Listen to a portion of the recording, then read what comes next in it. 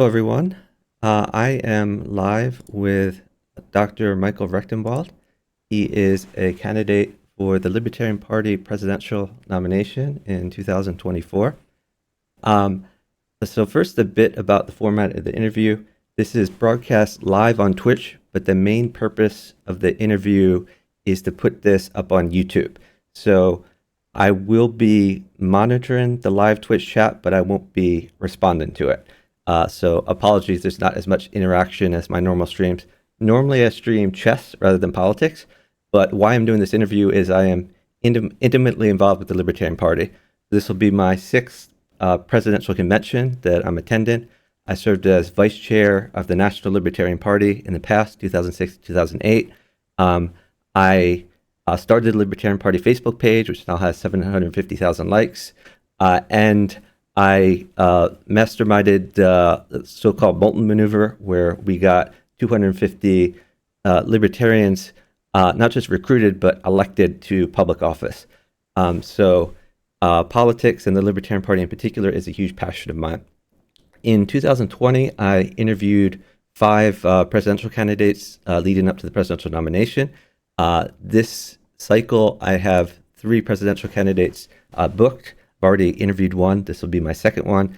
So we'll interview at least 3, maybe more if others step forward. So I'm very pleased to have Dr. Michael Rectenwald with me. I have a lot of questions for him. If you have questions yourself, you can put them in the Twitch chat, and time permitting, I will ask them at the end. But we may not have enough time for that. Dr. Rectenwald has committed to talk with me for 2 hours, and I'm not going to cut him off. I'm not going to be debating him, so I'm just going to ask him questions and give him as much time as he wants to answer each question. So first, Dr. Rectenwald, could you tell us a bit about your background? Sure. So I'm Michael Rectenwald, and I am running for president as a libertarian, as you know. So my background is largely in academia. I was a professor at NYU for 11 years, and before that at Duke University and Carnegie Mellon and Case Western Reserve University. I taught in university roughly 30 years. And during that time, I was a very active writer and published prolifically in numerous outlets and books and articles and so forth. And you know, there's a well-known story about me that I was a far leftist, a Marxist in fact, and that I had a major awakening, a sort of Gestalt shift, if you will, that came during the 2016 election cycle. And at that time, I started a criticism of social justice, and in the university, it became a dominant, in fact, the official ideology and set of beliefs that controlled the university system, including its policies. And I started criticizing that, and soon all hell broke loose, and the administration and faculty there tried to savage my academic career. But I did not get fired from NYU, by the way. I left NYU with a settlement because they had, there was a lawsuit involved because I was, I was defamed and so forth on official NYU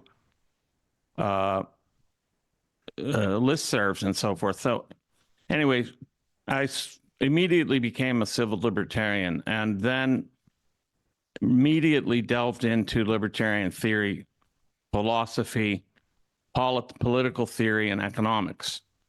And that led me through a series of authors, primarily Mises, Ludwig von Mises, Murray Rothbard, and Hans Hermann Hoppe. And then, I've been a real advocate for liberty now for 7, 8 years. I've written 5 books from a libertarian perspective. I've sold more books on the philosophy of libertarianism and in connection with various issues than all of the other candidates have in vote totals altogether. In other words, I've sold tens and tens of thousands of books from a libertarian perspective.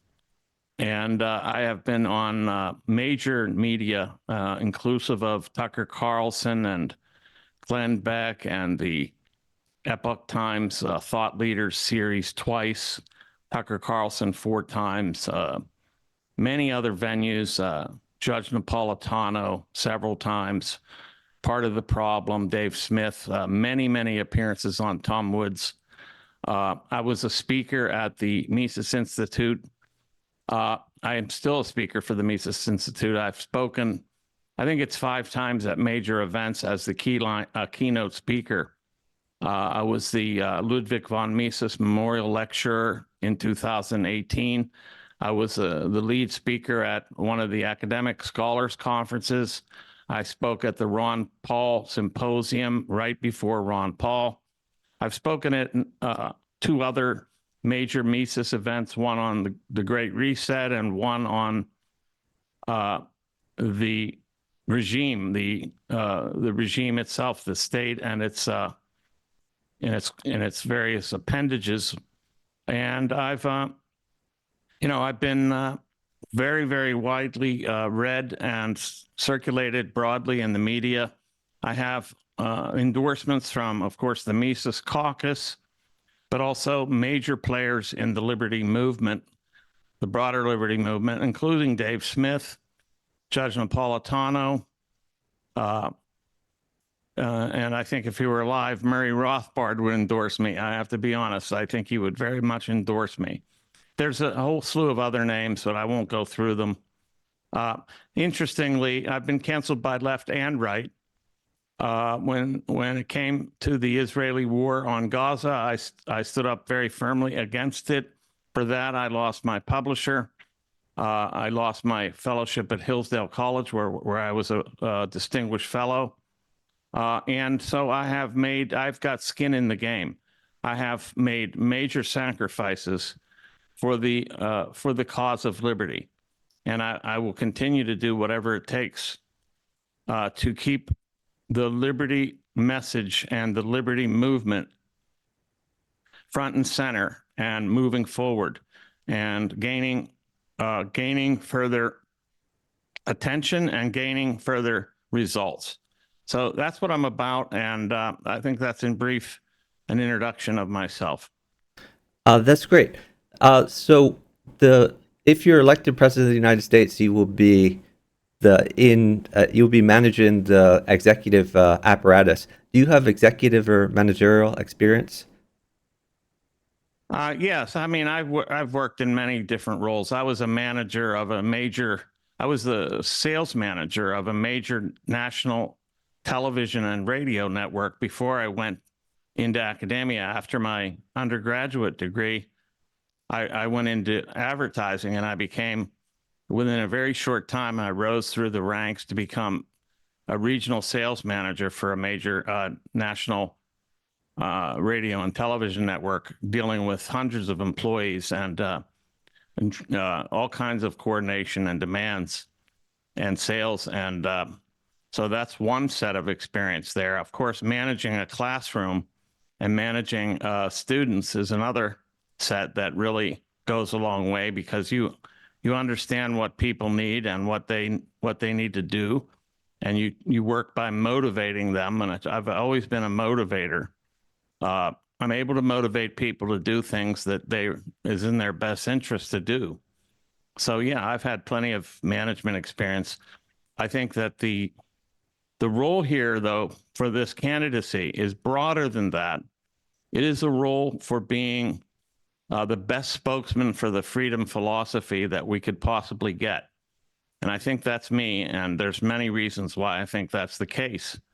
First of all, I have the most experience in major media of any of the candidates, bar none, without a question. And I think I have the boldest message of any of the other candidates, and we need bold messaging, because we cannot be leading with a mediocre or milquetoast message that ends up putting people to sleep rather than waking them up. This is a time of grave importance for the liberty movement, Libertarian Party, and the country as a whole. We need a firebrand to wake people up, and I am a firebrand, as you'll see if you've watched any of my debate performances. So there's that in a nutshell. I think I have the management experience, but I think more importantly, I have the messaging experience, and that's going to be the key for the candidate, for the nominee. Why are you running for president? That's a great question. I was actually never thought about running for office. I never dreamed that I would be in this position. It was not my idea, to be frank. I was recruited to do this by the Mises Caucus. And basically, because my messaging and my beliefs, their strategy, and also their politics lined up perfectly with my own, and they had full confidence in me to be their endorsed candidate. And looking at all of the issues that we're facing in the country and the terrible state of liberty in the country and in the world at large, I just couldn't say no. I had to put my skin further in the game and put my money where my mouth was. How would you describe the libertarian philosophy to a voter unfamiliar with libertarians? That's great. It's very simple. I think it starts from self-ownership. Having ownership in oneself is the principal, foundational core belief of libertarianism.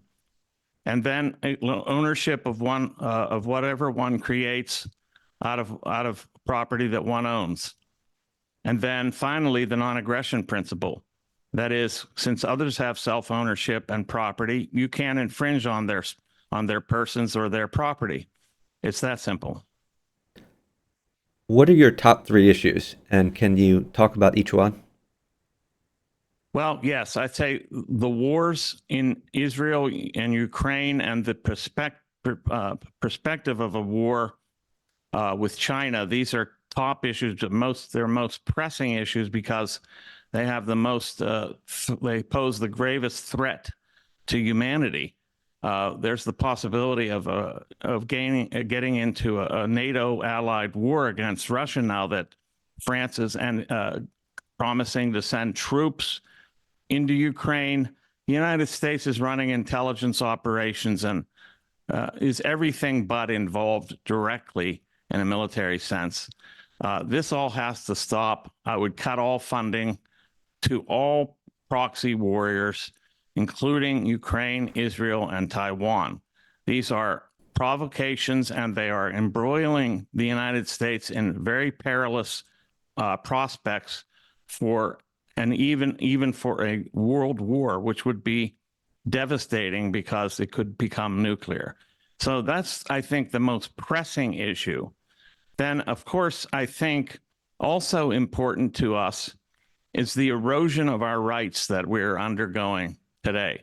We're losing our rights as we speak. I mean, just today I found out that a person who made his own weapon was sentenced to 10 years in prison for this. This is just ridiculous. This is an outrage. We're also losing our rights. So we're losing our rights of self-defense, the Second Amendment, but also our First Amendment rights with the curtailment of speech and censorship. And some states actually, like New York, they are actually moving to make hate crime illegal and to arrest people for statements that are so-called hate crime statements. This is unbelievable. So liberty is in grave jeopardy, and our rights are the second most important issue. I would fight against all of this with every fiber of my being in order to make sure that we retain what rights we have left and to expand our rights and to make them all inclusive as endowed by our Creator or through natural law, however you see it.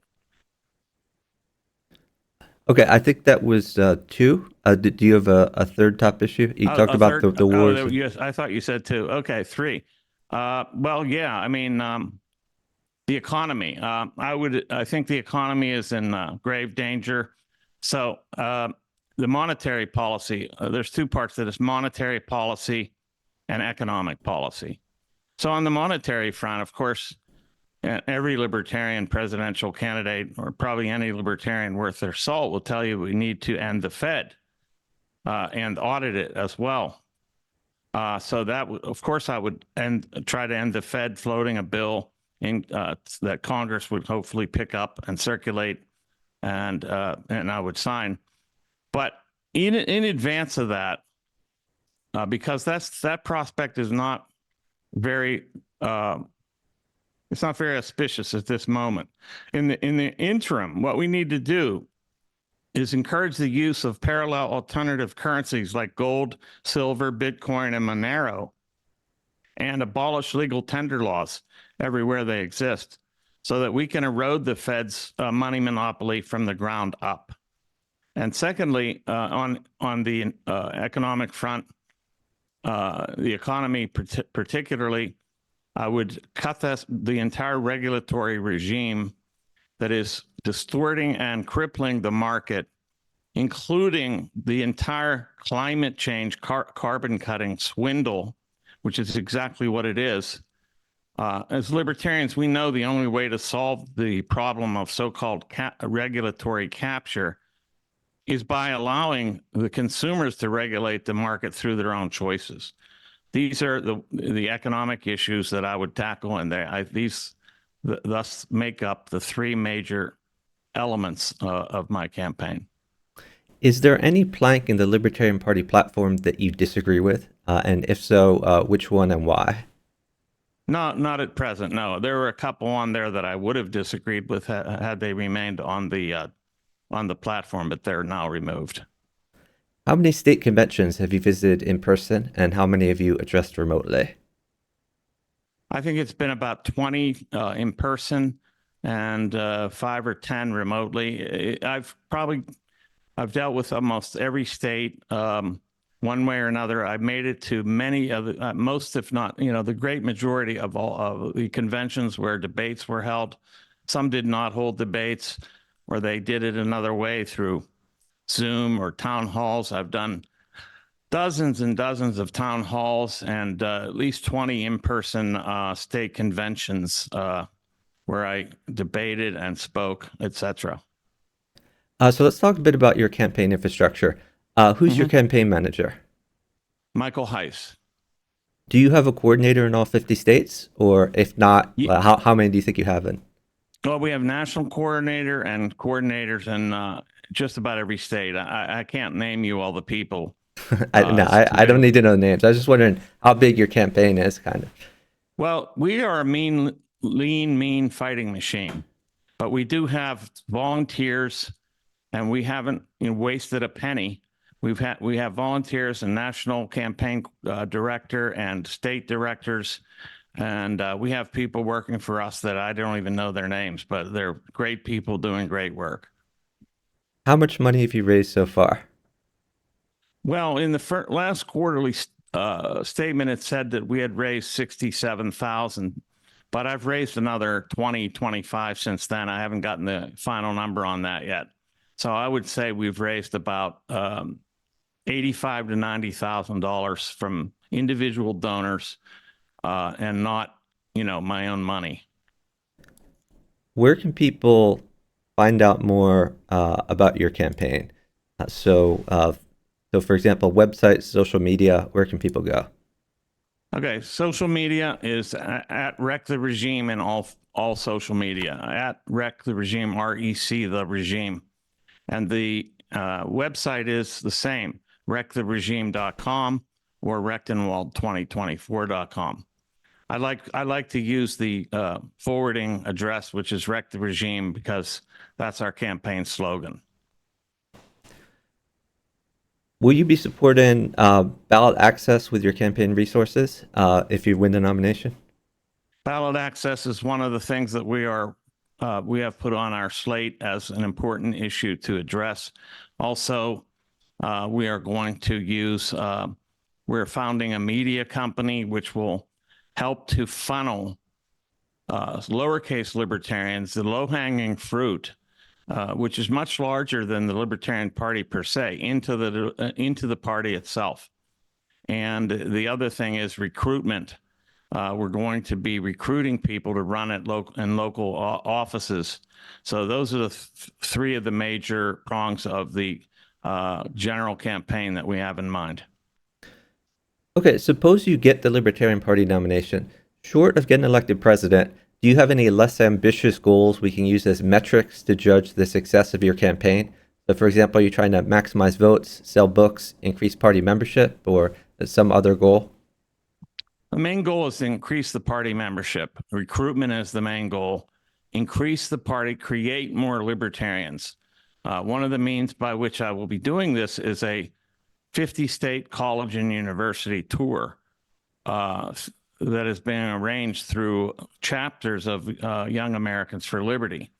And I'm uniquely qualified to do such a tour because I've been an educator and know what young people, how to reach young people. I know where they're coming from. I know the indoctrination they've been under. I know the premises they accept without examination, and I know how to debunk them, and I know how to bring people like that around to liberty-minded philosophy. So that's the means by which one of the means by which I will recruit into the movement and the party. Have you sought the presidential nomination before or run as a candidate for another office? No, this is the first time I've ever run for office, and I think that's a recommendation. When did you realize you were a libertarian? I'd say in the fall of 2016. And how long have you been a member of the Libertarian Party? I think it's about a year, but I'm not exactly sure. I was a lowercase libertarian for a long time. It wasn't until the Mises Caucus takeover that I became interested in the party, to tell you the truth, because I think the caucus best represents my positions and values.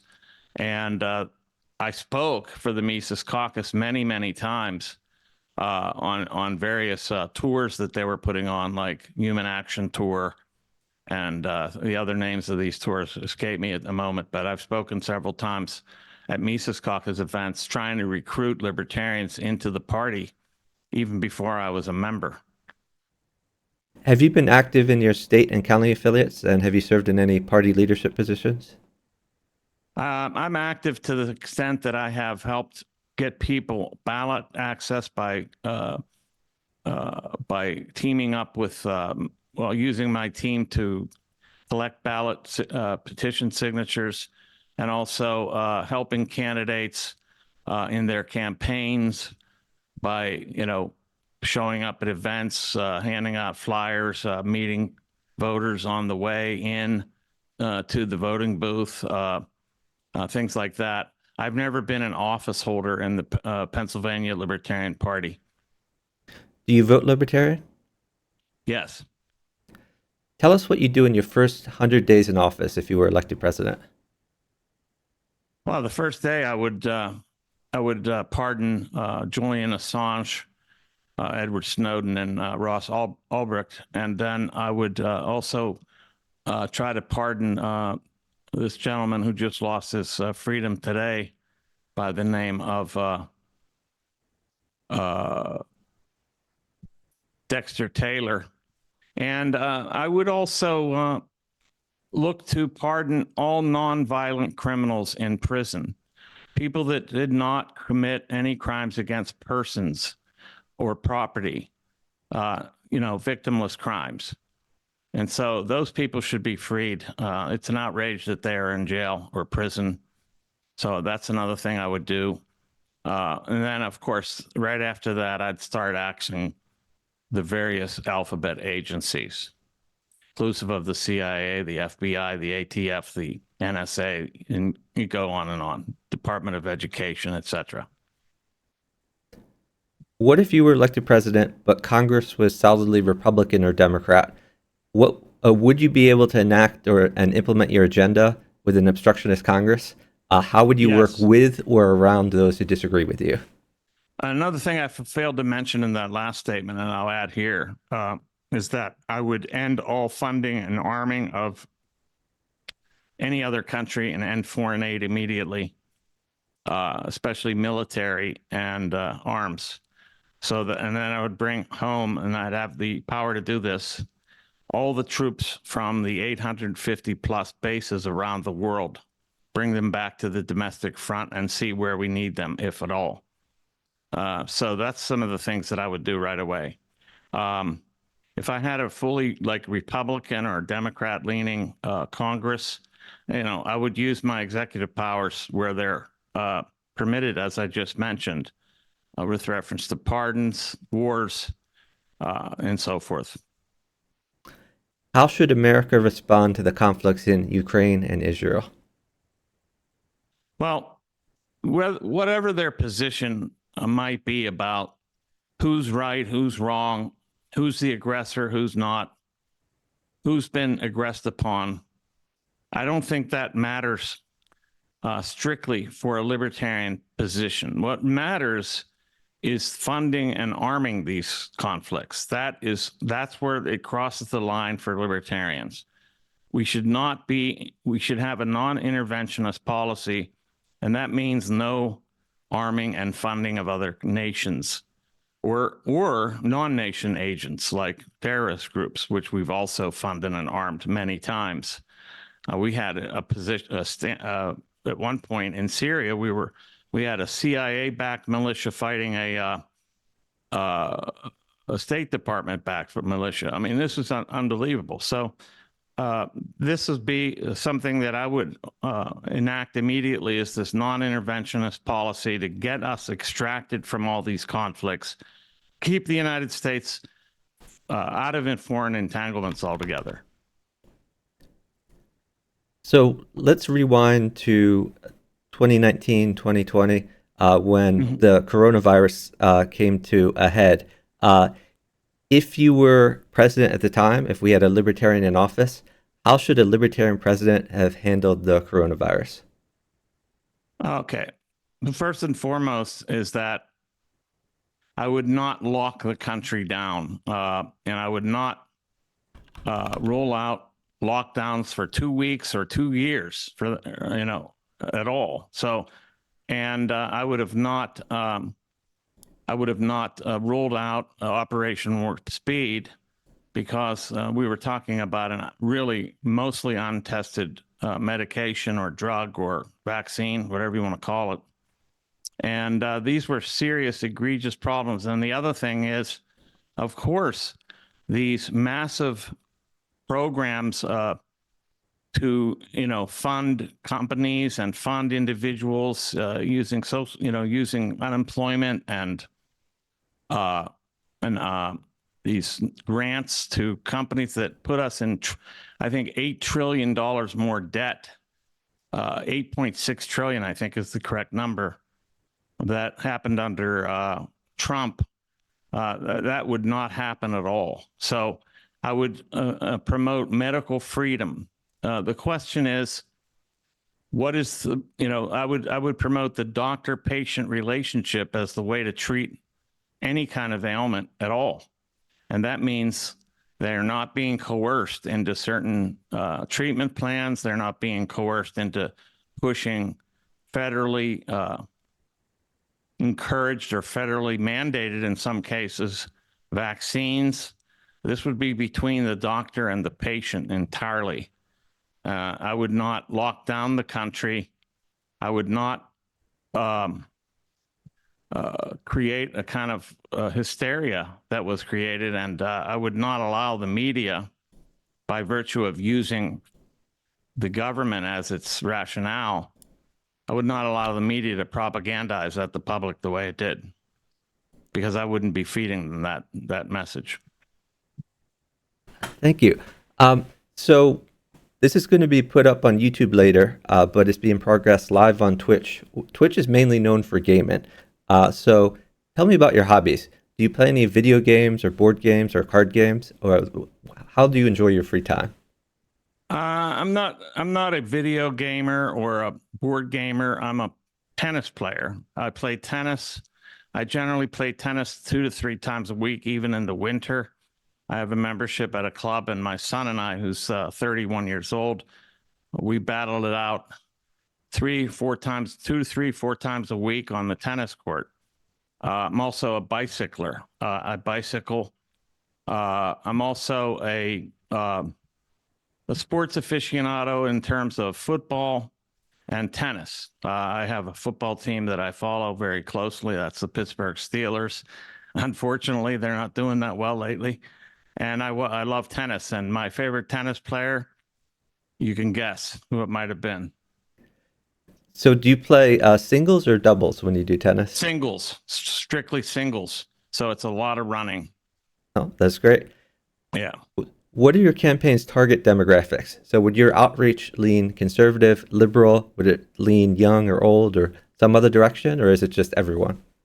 Well, the low-hanging fruit, as I mentioned, is the first target segment, and that is the lowercase libertarian movement. That is the movement that we need to funnel people into the party from. We need to go after the libertarian movement in a big way. And as I said, since I've been endorsed by the major figures of this movement, and since I have their support, like Dave Smith, and he's made it clear that if it's any other candidate, he's not going to be pushing the campaign. So that would be a loss of millions of ears should another candidate win. So that's the main target audience, and that's age indiscriminate.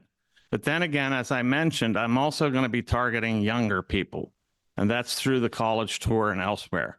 And I think that I'm positioned to do that because obviously because I was a professor so long, and also because I know how to talk to these people. And third, because of my strong anti-war stance.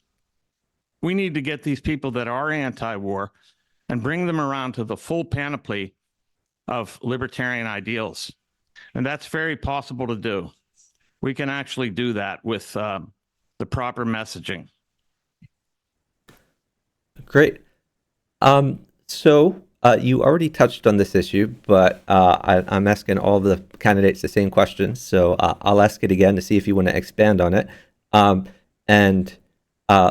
So the question is, what would you do about climate change? And before you answer, I had mentioned that I would save audience questions till the end, but there is someone from the audience who asked, why do you consider carbon cut-in as a swindle? And that seems relevant here, so I'll ask that as well. Yes, because I've demonstrated this in my book, The Great Reset and the Struggle for Liberty. The climate science is flimsy, if not fraudulent, at base. Okay, this whole thing is nothing to do with the climate. It has everything to do with instituting a total control grid over society to control our consumption, our movement, our money, etc. All of this is tied in, of course, with the central bank digital currency and the digital identity, all of these things, and eventual social credit scores of sorts. All of these things are part of a control operation using high-tech, fourth industrial revolution technologies and so forth to trammel and control the population, and to an extent and heretofore unparalleled.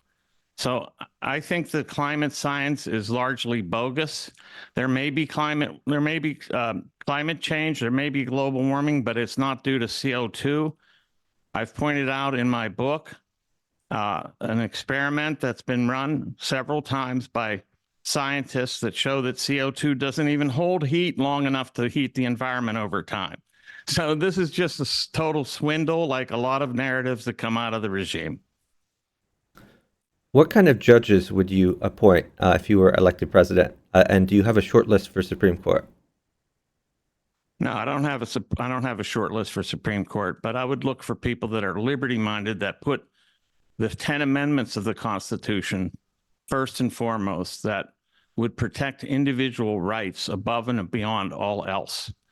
And the Supreme Court is largely, I think it's like 6-3 conservative or 5-4, something like that. But I don't look at it in terms of conservative or liberal. Those terms don't mean much to me. Are they statists or not? That's the key. I'd be looking for people that are not statists, who are not trying to accord to the federal government more power. The opposite of freedom is the state. And so anybody that's promoting a larger state or a greater reach or penetration of the state would be out of the picture immediately. Republicans and Democrats have a very large pool to tap to fill the executive branch with appointees. How would you staff your departments? Do you have anyone in particular in mind for the cabinet level and below? Well, first of all, a lot of these positions would be eliminated. I think I don't know how many hundreds or thousands of political appointees made by the president. I would say cut the most of them. And since I would be cutting many departments, I would not be filling a lot of these positions with people. But like in terms of the major close cabinet members, I would say somebody like Scott Horton as Department of State, Michael Malice as my press secretary, and people like that in different positions. Maybe Michael Heiss is the head of. Let me think. It doesn't matter. I'll get Heiss in there somewhere because he's a mastermind. Okay.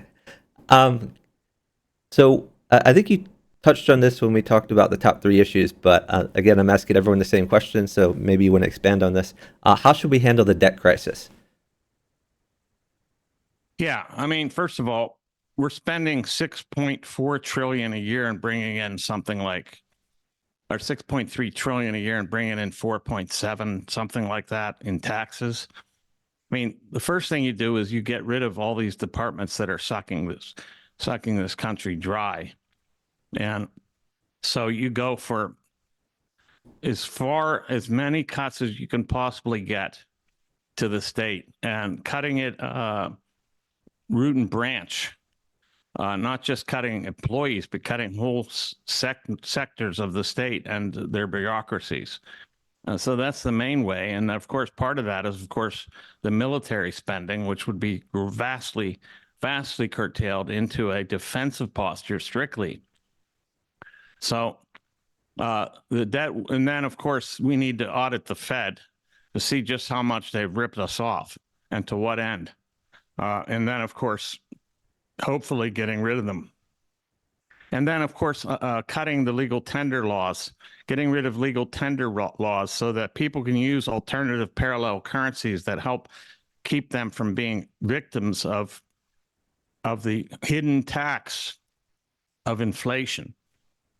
So slashing the legal tender laws would allow people to spend without having to have their money devalued. But in terms of the budget, the budget gets cut by virtue of elimination of all kinds of projects, plans, and departments.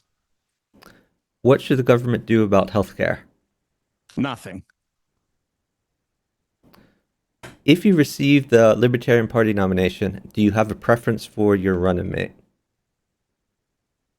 Yes, I do. But I'm going to kind of leave that open. I don't want to.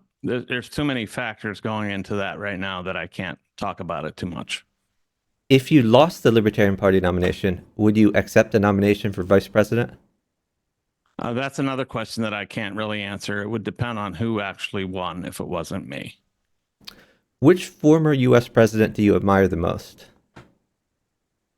That's a good question.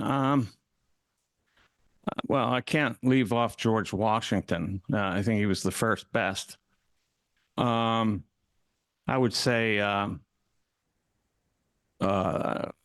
what's his? I like.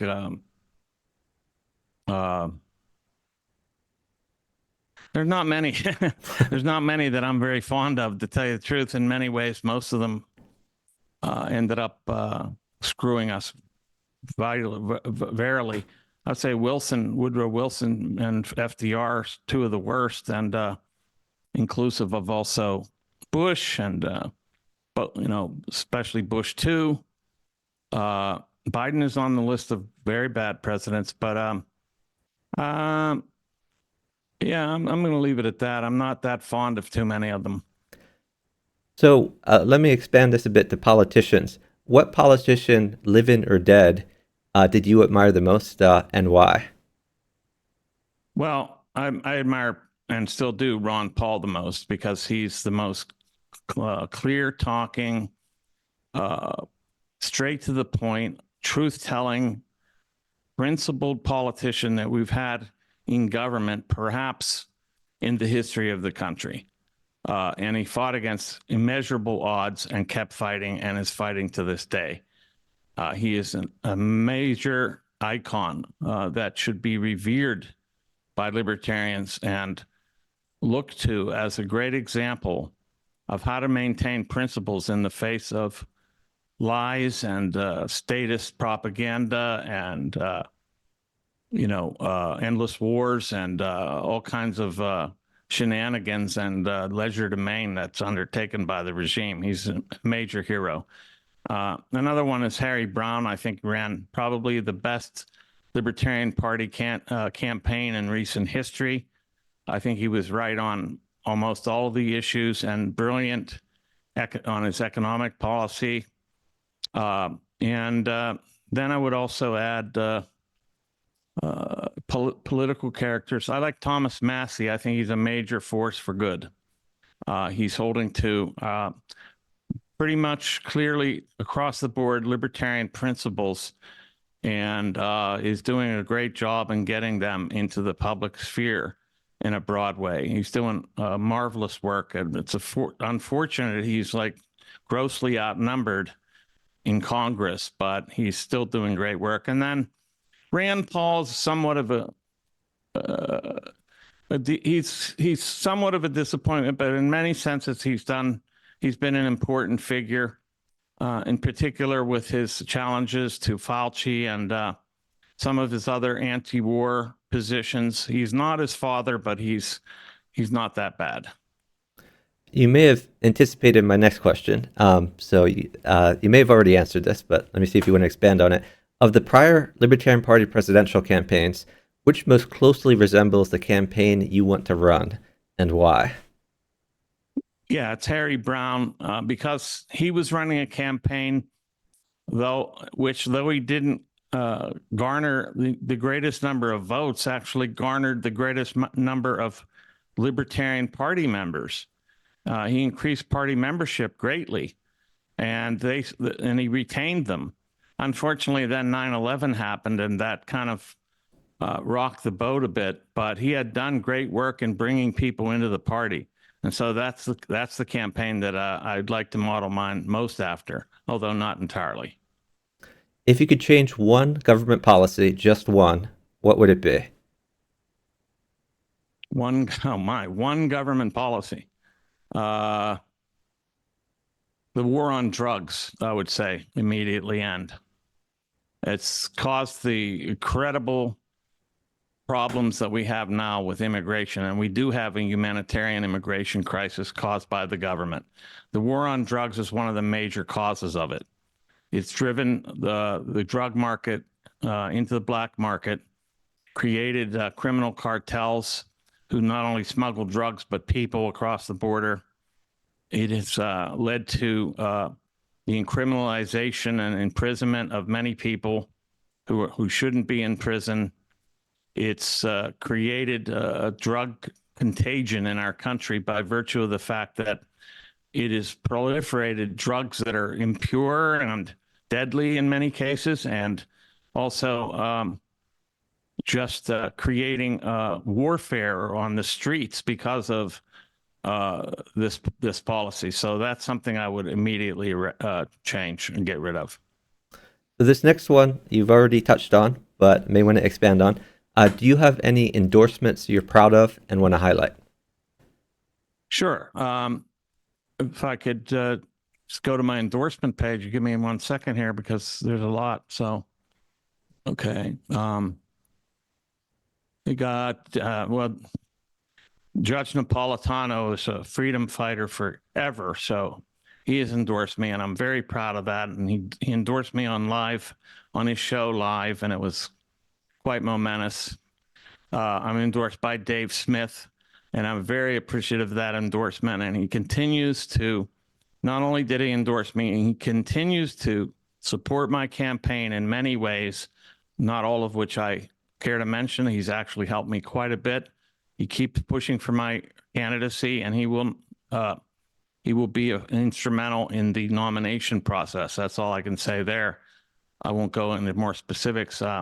Very proud of the endorsement of the former president of the Mises Institute, Jeff Deist, who thinks I'm the only possible candidate that makes any sense. I've been endorsed by the founder and host of the Soho Forum, the debate platform in New York, Gene Epstein. Very proud of that endorsement. He's a very sharp guy, also a confidant and an advisor.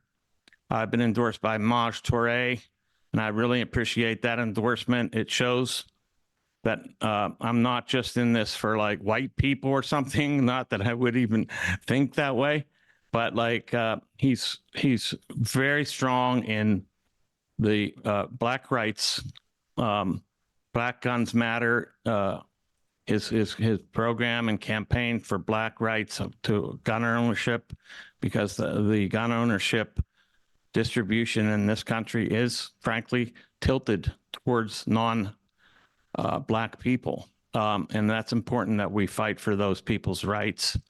Keith Knight of the Libertarian Institute, very proud of that endorsement. He's a stellar, young, intelligent, and brilliant thinker who gave me his wholehearted endorsement. He had thought of endorsing Kennedy, but since Kennedy's fall from grace, thanks to his stance on the war in Gaza, or on Gaza, he came over to me early. I'm also endorsed by Herb Byland, a Mises Institute scholar and economist, brilliant guy. All these people are very prominent and important endorsements. And then I was endorsed by Hannah Goodman, from the chair of the Colorado Libertarian Party. That endorsement is not yet up on my website, and several other people from Colorado. And I've also been endorsed by Stephan Kinsella, a libertarian theorist and brilliant thinker, who's written tremendously on intellectual property and other issues. What are a few of your favorite libertarian books? Well, the number one is The Anatomy of the State by Murray Rothbard. And then I have a few others that are less conspicuous in a way. But the first book that really sold me on libertarian economic philosophy was Ludwig von Mises's book, Socialism and Economic and Sociological Analysis. It's a great book, totally destroys the Marxist ideology and Marxist thought, so-called. And that was a very important book to me. A New Liberty by Murray Rothbard, another great book. His history of his Austrian economic history of economics is also a very important book that I've read, and it's great. So those are some of them. I mean, I read all these books. There's a whole lot. I'm constantly reading. So, Why are you the best candidate to represent the libertarian brand? well, I think I've touched on some of that. First of all, I have the right program for the maximum liberty, and that is, I'm the only candidate that's actually got a plan for continuing a campaign well beyond the electoral campaign. And that is to say, I am the voice for decentralized revolution, decentralization, which comes with, of course, nullification.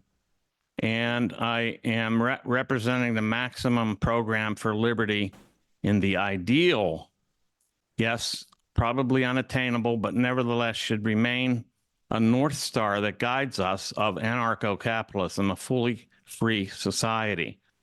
And also because, as I have said, I understand all the threats that face us, not just, for example, which are, they're of course mightily important in their own right, the Federal Reserve's destruction of our dollar, the extortion of taxpayers for endless proxy wars, the CIA starting wars abroad, the NSA spying on us at home, the freedom and market crushing regulatory regime, the continual erosion of our rights, including the right to bear arms and the freedom of speech, but also, of course, the censorship industrial complex on social media and beyond.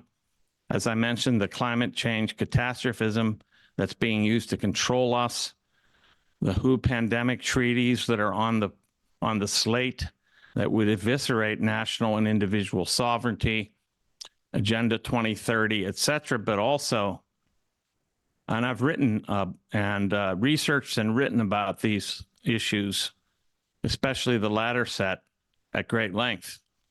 But also, we need a candidate who is best positioned to conduct a 50-state and even an international messaging campaign, and who is not afraid to tell the unvarnished truth. We need bold messaging and a bold messenger. So I'm the candidate with the boldest message. And I have the longest documented track record in truth-telling and the greatest name recognition beyond the Libertarian Party. And I'm leading with a message that'll wake people up, not put them to sleep with political rhetoric. I have the largest organic social media footprint and have appeared dozens of times on the biggest media outlets in the world, including Tucker Carlson 4 times, and a whole slew of others. I have the largest following in the broader liberty movement and the endorsements of its most prominent leaders. This is what's necessary to funnel more lowercase libertarians into the party. I'm the candidate who can and will do this. Why are you the best candidate to build up the Libertarian Party and the Libertarian movement?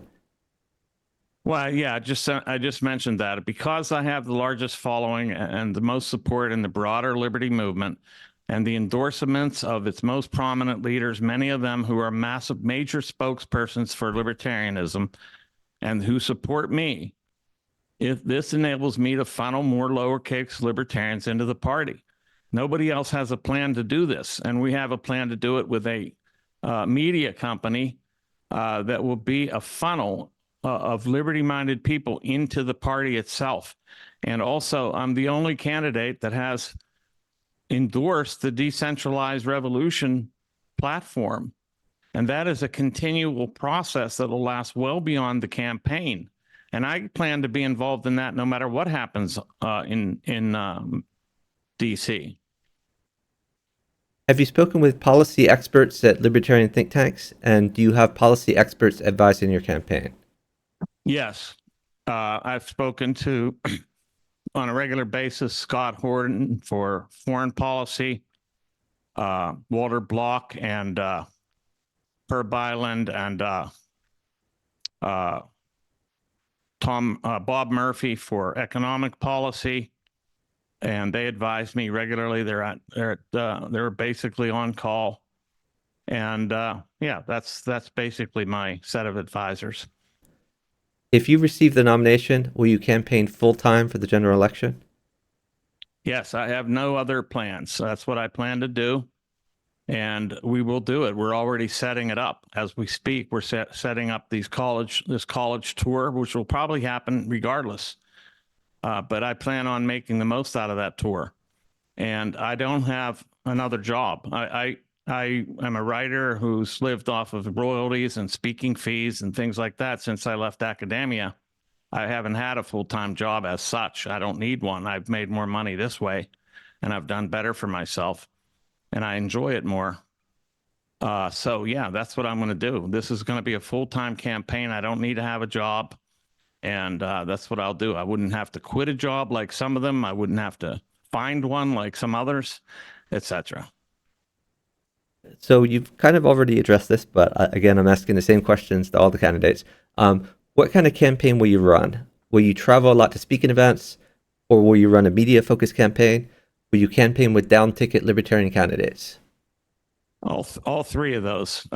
So we plan on having a 50-state tour, inclusive of other speakers on our slate, plus a band, and we'll do events all across the country. and also inclusive of the college tour that I mentioned. We'll have a massive media campaign. Will include appearances, no doubt, on major platforms like Tucker Carlson, like Joe Rogan. We already know that we will get on those shows. Of course, like Dave Smith's Part of the Problem and many others. We'll be on all kinds of media. And since my name is very recognized outside of the Libertarian Party, much more than these other candidates, I already have inroads into this media. It's not like I have to wait to get nominated to get these inroads. I have them now. I've had them for years. So that's a very big advantage that I bring. I have one more question from my list of questions, and then we'll take a few questions from the audience. Will you remain at the Libertarian Party in the future, whether you win or lose the nomination, unlike some former presidential candidates like Bob Barr and Bill Weld, et cetera? Of course. I mean, I'm all in for the Libertarian Party. I'm putting my skin in the game, and I'm not going to take it out just because I lose, and I don't think I will. Let me just say that. But I'm in it to win it, but I'm also in it for the long run. We already have plans to, like I said, build this media company that funnels people into the party. That's going to be the main function of that thing. Of course, spreading liberty, this liberty message is number one, but number two, in order to spread that message, we need more LP members. And so that's what we're going to be doing. Great.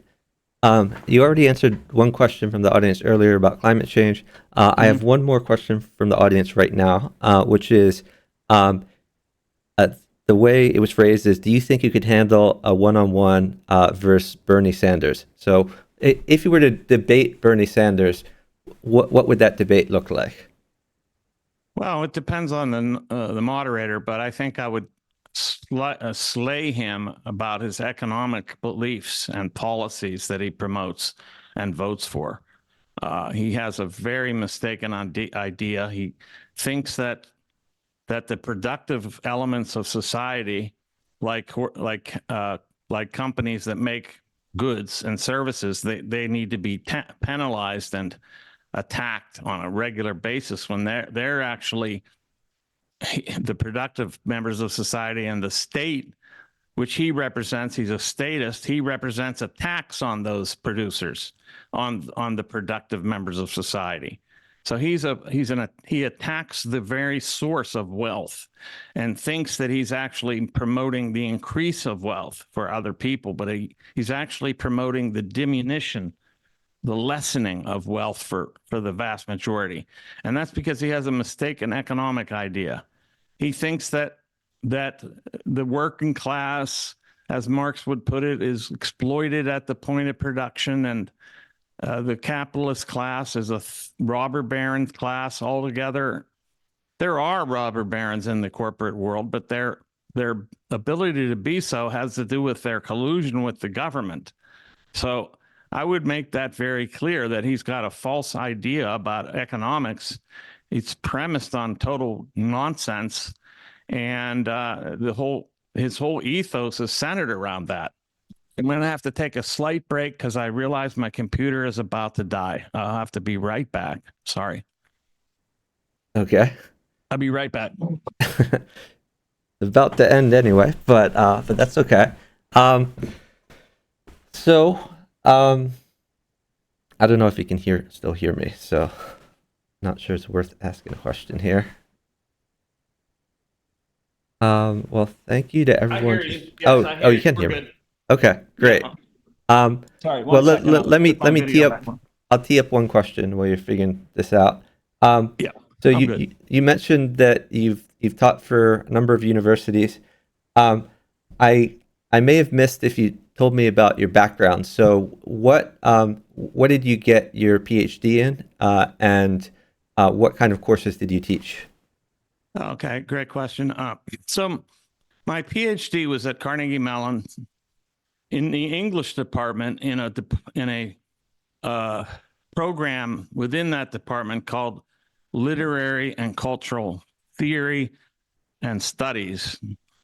but my dissertation was actually written in the history of science. I wrote about 19th century British science publics, as I call them, competing publics for control over the discourses of science. So it's history of science dissertation written in English department, very interdisciplinary. I've always been an interdisciplinary scholar.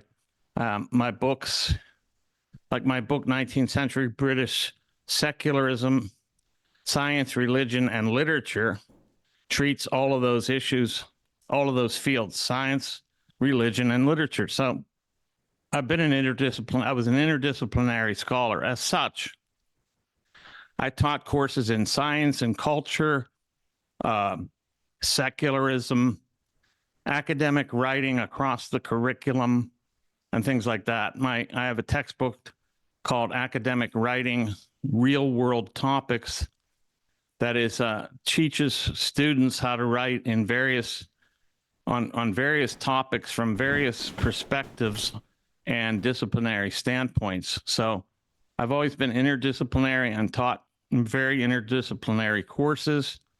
I was loved by my students. You can go to ratemyprofessor.com and look up my name and see what the students had to say about me. And I say this to anybody who suggests that I was somehow proselytizing in the classroom. All they have to do is read these student reviews. They raved about me, mostly because I allowed them intellectual freedom. I was not trying to push or foist any particular ideology. In fact, quite the opposite.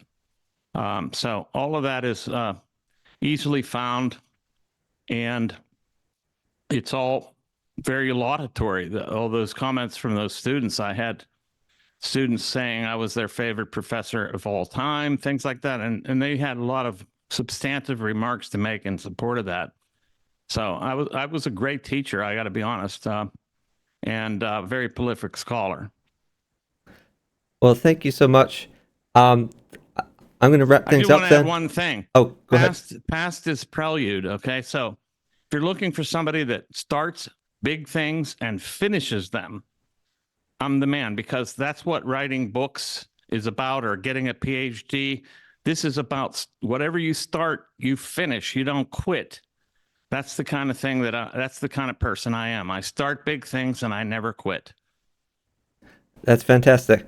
Well, I really appreciate you taking the time to sit down and do this interview with me. I look forward to seeing you at the National Convention in a couple weeks. And one more time, could you plug your website where people can go to learn more about you? Sure. It's rectheregime.com, REC, the regime, one word.com. Thank you very much.